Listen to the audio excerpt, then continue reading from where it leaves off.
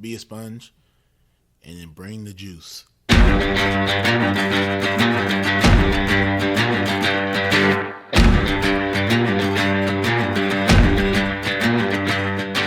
By focusing on your improvement, by focusing on your progress, and eliminating any fixed mindset that you may have and acts of perfectionism, then you encourage your own mastery. On some level, we do what we want to do 24 hours a day. Now, sometimes it may not seem like that, but if I'm choosing to work instead of sleep, what I'm actually saying is keeping my job is more important than sleeping.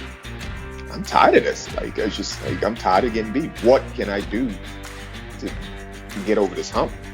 So mentally, that's when I kind of put that forefront, like, hey, it's either all or nothing.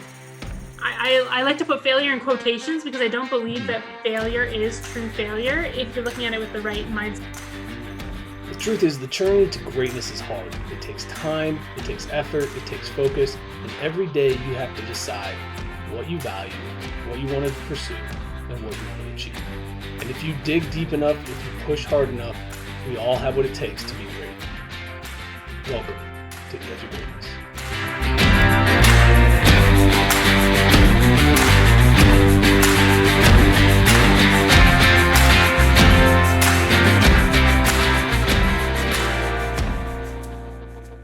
Hello and welcome back to another episode of the Daily Dose. It is Thursday, March 2nd. And being that it's the beginning of the month, I feel like it's a great time to reevaluate where things are at. Check in on your goals, set new goals, check in on your progress on the tasks and projects that you've been working on, and see what adjustments you need to make next. One of the things that I really find interesting, though, is when we start to make changes in our lives, we think they have to be massive. And what I'm here to try to tell you is that small changes go a long way. Small changes have a massive impact if done correctly over time. I'm going to tell you about two changes I've recently made in my life and how they've affected me. So around the time that my daughter Charlie was born, I stepped on the scale and I'm pretty sure I remember seeing 238 pounds. I know for a fact I've seen at least 235, but I want to say my highest was 238. That's really quite high for me. I'm not built like a linebacker. That's not who I am. Now, I knew in that moment I wanted to start to fix that. I wanted to start to get myself back on track because even at 238 pounds, I was strong. I could move well. It wasn't like I was falling apart. I lived my life in a gym, so that definitely helps. But I tried to add two little things to my life. Two simple things that I knew I could do well and do consistently. The first one I started pretty quickly, and it was intermittent fasting. What that is you take about a 12 to 16 hour break from food. I do it 3 times a week. So Wednesday, Friday, Sunday, I won't eat for somewhere between 15 and 16 hours from my last meal the night before, depending on what time that is. And I've been doing it pretty consistently now for, I want to say, about 3-4 months. The other thing I recently added in is rucking. And rucking is more just walking with a heavy pack on. So I put weight in a backpack and I go for a walk. And I've been doing that for a few weeks now. And those two simple changes in my life have brought me down to around 217. So I'm 20 pounds down. The big thing that I think people forget is that when you make small changes, they have larger effects. So my simple adjustment to fasting changed my relationship with food. It gave me more perspective on what I was eating, when I was eating it, why I was eating it. And I still snack. I still grab foods that I probably shouldn't eat. But I've been consistently losing weight because I do have the ability more often to say, you know what, I don't really need that right now, or I don't want that right now, and put it away.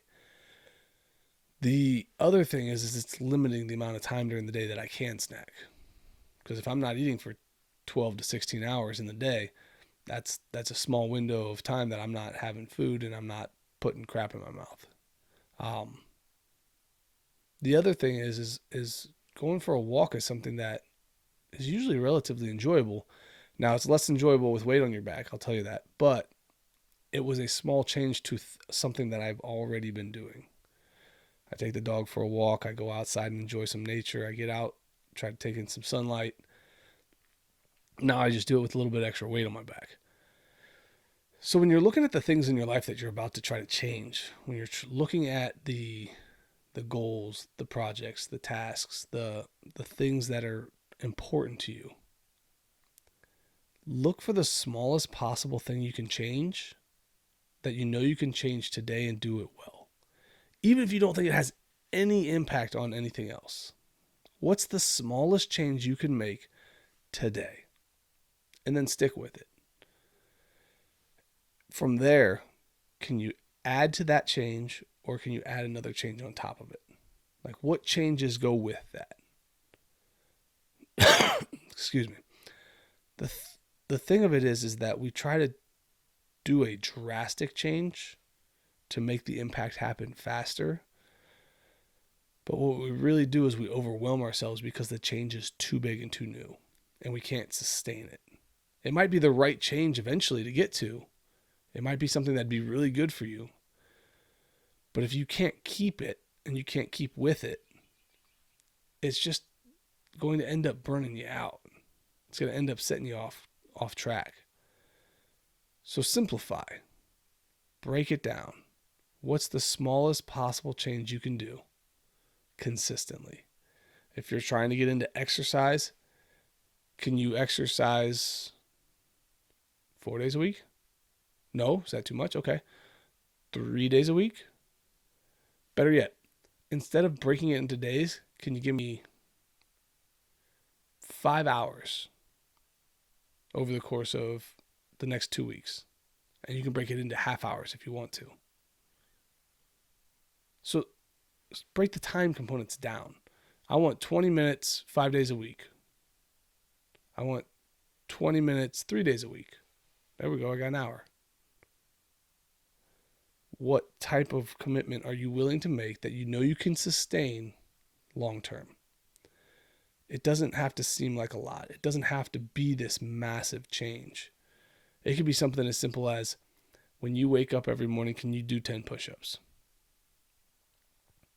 That's a small ask. It might be a hard ask for some people. I get that. But the number is small and the time commitment is small. But you'd be surprised what that triggers.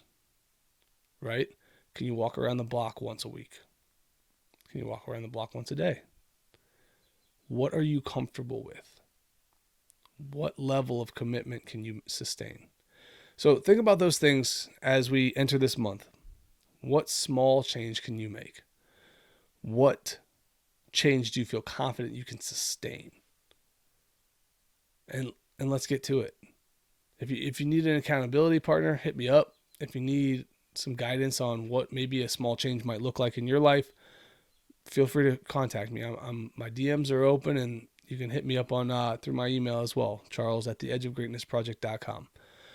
Love to see you succeed. Hope this episode helps, because I do think that the smaller we make our changes, the easier they are to keep going. So, sorry about that, man. I have got to get over this little cough I got. But as always, guys, keep reaching for the stars. Fall flat on your face, but remember, whenever we fall, always get up.